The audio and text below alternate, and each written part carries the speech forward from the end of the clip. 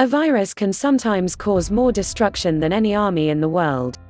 Spanish flu, which emerged in 1918 at the end of the First World War, spread all over the world, from the Pacific Islands to small villages on the poles, infecting a third of the world's population, causing about 50 million people to die.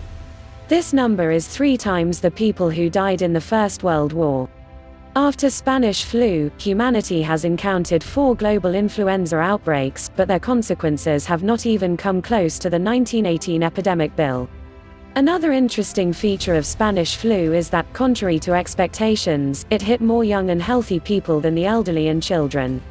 The majority of those who died were people in their late 20s. There are not many theories about the reason for this, but there is no one on which consensus can be reached. What is the reason for flu pandemic's name as Spanish flu? The disease caused by the H1N1 virus is called Spanish flu, not because it first appeared in Spain. Since Spain did not participate in the First World War, the intense censorship in the countries participating in the war was not implemented in Spain.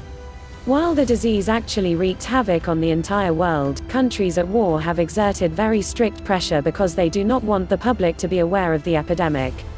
For this reason, the disease was first noticed by the public in Spain, and for this reason flu pandemic was named Spanish flu. Historical development: it was first diagnosed in March 1918 in New Mexico, USA. It affected the whole world, in September to November of the same year.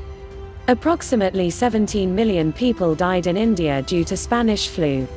28% of the American population got sick and 500,000 to 675,000 people died.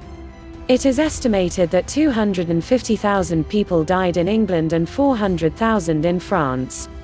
In just 2 weeks after the disease was seen on the Fiji Islands, 14% of the population died.